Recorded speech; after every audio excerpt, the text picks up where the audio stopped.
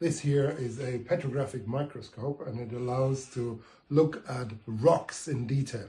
The rocks are ground down to very thin plates so that light can go through, and when we put this under the microscope we can see the minerals as well as the glass the lava contains, and we can distinguish different mineral types. We can see whether they're small or big and how they have grown. We can even look at internal structure of crystals. Some crystals have tree rings of growth inside, and all of this helps us to determine where the crystals grew and where the magma comes from.